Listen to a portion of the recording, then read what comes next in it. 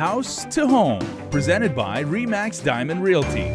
House to Home is coming at you, and we are a triumvirate again. The three of us have been reunited because our beloved Liz is back on island soil. Liz, half a day, welcome home. Off a day. All right, It how was was the a trip? hey, Spain and Portugal, wonderful. You, I you recommend know, that people go. there's a lot of Guamanians who are heading out to Portugal. I know, my coworker's brother got married out there. I know some people who have taken vacation out there. The guy I was best man for his wedding. Shout out to Matt. He took his family there for a vacation. It's apparently very, very beautiful. It Wow. is. It is. Okay, Highly so recommend. okay, Gina, have you been to Portugal? No, I have not been to Portugal. There's next on your agenda, but not until we get past today's episode because we're talking about something, ladies and gentlemen, very very important here. Because the one thing that Liz and Gina have always stressed to all of us, right, as participants in this segment or viewers, is that you have to get all of your paperwork in a row and you have to know the deal that you are getting into. We want to kind of extend that today because it's not just signing what you have to sign, crossing the T's, dotting the I's. Knowing everything that you're doing also means metaphorically kicking the tires, right? Doing your due diligence, right? Going out to the site and not just looking at the structure, also talking to the agencies, figuring out what's up with the infrastructure. Are there old pipes? Are there potentially hazardous situations and everything like that? So, ladies, talk about like what that due diligence for a homeowner getting ready to develop on land, move into a home. What other activities should that involve? I Well, think when you're building, you've got your house plans, and you're gonna, let's say, for example, you connect to a sewer. You should be, if once you're going through the permitting process, you should be asking some questions like, are the lines in that particular area functional?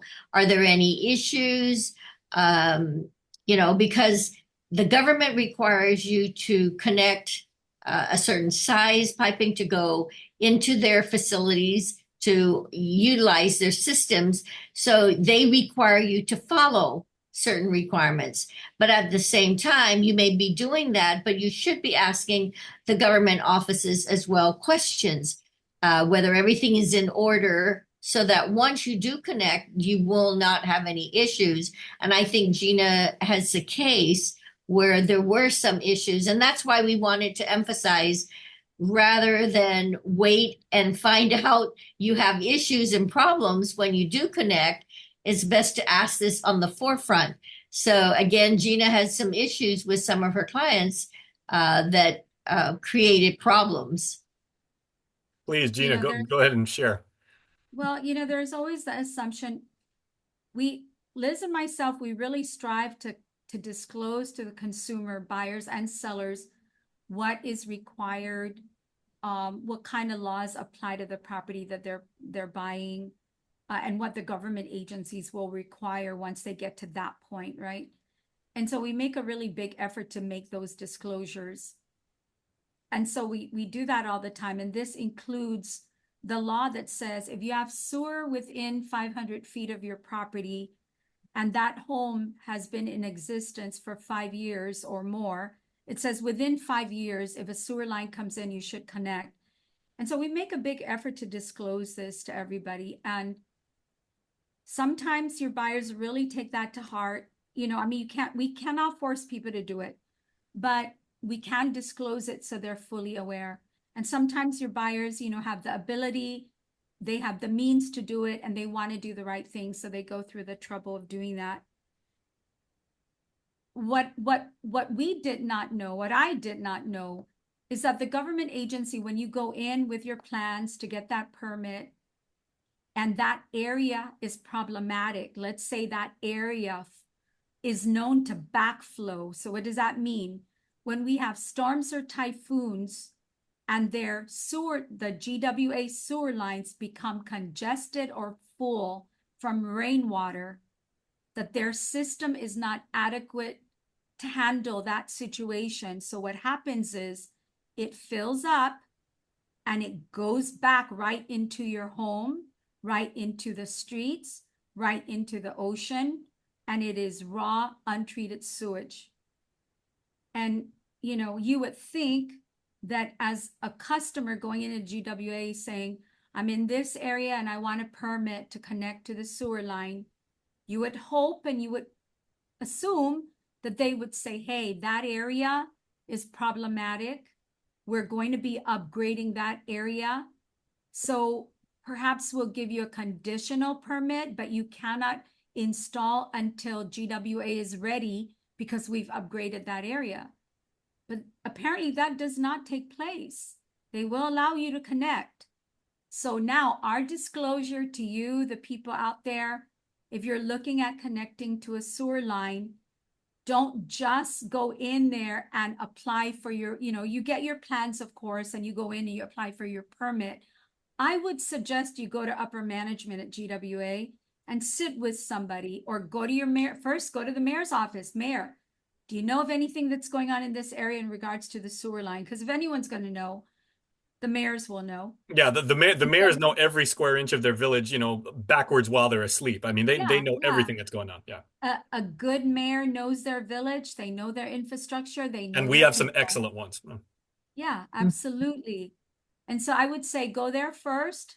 The second place you need to go is GWA and talk to engineering, and just keep asking questions until you feel like you've gotten all the answers possible, because it breaks our heart to have our homeowners call us and say, this is what's going on. And, it's hard to believe that our government agency does not pause the button and say, hey, wait a minute. And this is serious because it's serious. And when they were notified, they said, oh yeah, it occurs in that area because our lines needs to be upgraded. Well, if you know that right now, you knew that when they applied for the permit. Yeah, because Liz, we're talking about, in this particular case, as Gina's sharing, we're talking about sewer. So I mean, that's biohazard like material, right? Most people would say, like, when they're moving into a place, whether it's an apartment, a condo, a home, they're saying, okay, well, they always ask, how's the Wi-Fi in that area? Or, like, do you have load shedding in that area? They always ask that. But when it comes to sewer, that is exponentially more important, because that's your well-being. And we have had situations where condos have the sewage has come up and creates a hazard, health hazard. And then we've had homes where we get calls. And, of course, one home, they had to call one of the plumbing companies to come and clean out the sewer lines.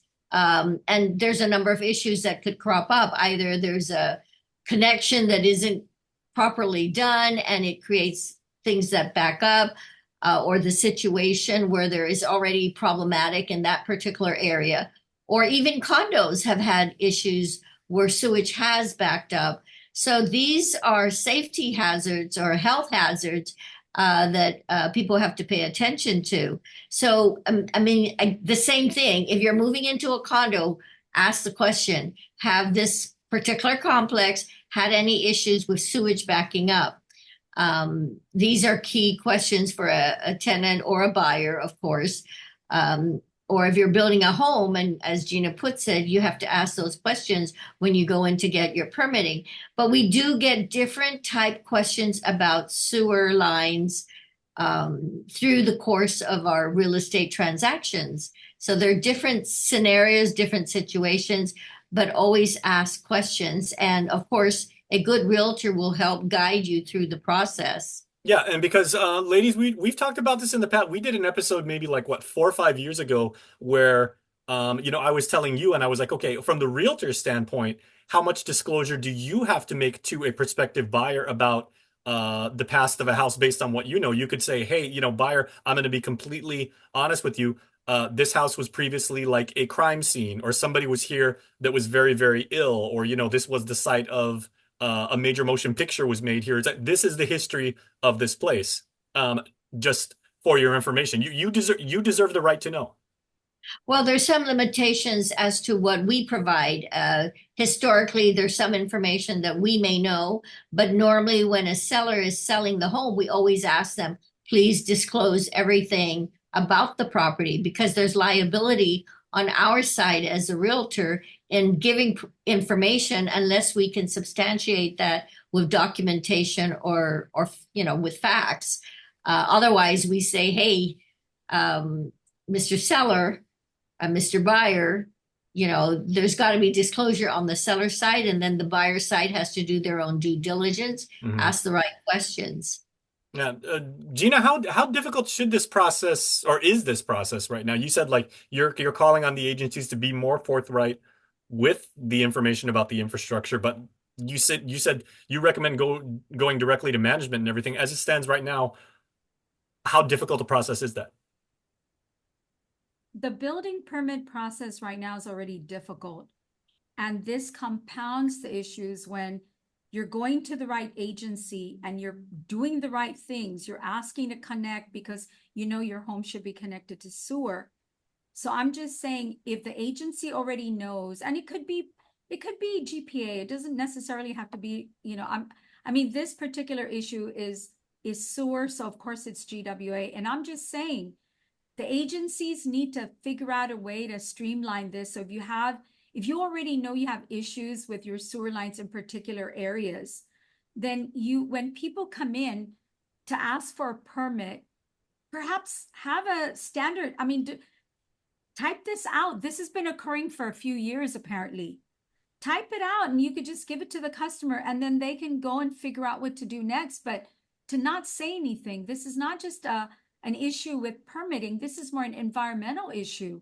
Mhm. I would think, the senators that have oversight over EPA and the people at EPA, apparently they know about this too, because it's like I said, it's not new. And I'm just surprised that when so many agencies and government officials know about this, that it hasn't already been written down so that when people come in, when your customers come in, you give it to them and you give them full information and let them decide. By golly, they could have just stayed on the septic tank and the septic tank wouldn't have contaminated their home or the ocean. Could you But actually they work don't backwards and do go the right to the thing. EPA first and say like are there known what's the history of this neighborhood of this part of the village or Yeah, I mean, they can go to EPA. I like the direct approach because sometimes, depending on who you talk to at EPA, if they're not the person that oversees that particular area or oversees those particular issues, you may not get the right answer. And the people who really are the ones that are called is GWA. Your mayor is going to know about it because, of course, like I'm like most folks, if something happens in my neighborhood, thank you, Mayor Jesse Gogui, who's retiring. Mhm. But we would text him. He's got us on WhatsApp, and we would text him, "Hey, Mayor, this is happening. Can you give us some information?" I'm assuming that most of the really good mayors out there have the same situation, and they know what's going on in their neighborhood. And I'm just saying, it boils down to GWA and EPA. Disclose these issues, make it easier for the consumer. They're trying to do the right thing. I am advocating that you do the right thing back and don't allow contamination of their homes, don't allow contamination of the environment, and most especially the ocean areas.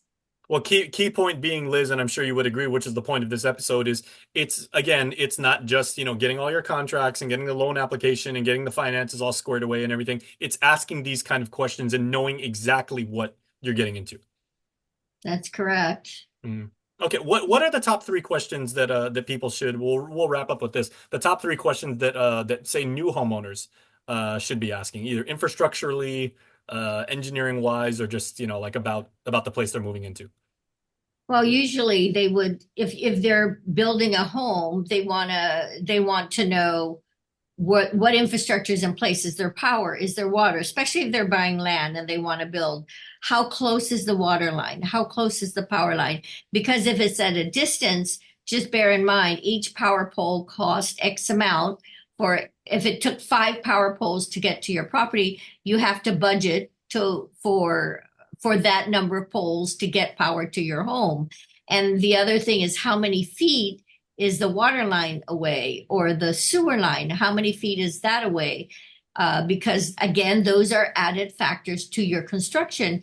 The government won't pay for additional infrastructure for you. Some of the infrastructure you would have to bear the cost. So these are key questions to make sure you check into, and your contractor will assist you in the process of finding what it's going to cost to get the water lines in, the power lines, all of that, because those again could be additional costs on your end. in building a home. Or even you want to know that when you're buying land, is it going to cost me more to build what I want, or should I buy another piece of property that has all that in place? And a little bit of work, as we've said on this segment hundreds of times over the 10 years we've been doing this, is a little bit of work is going to save you both financially and both in headache and additional work that you're probably going to have to do. So make the effort. That's what we're really trying to say today. That's right. Absolutely. All right, ladies, thank you as always. Good information. Thank you, Jason.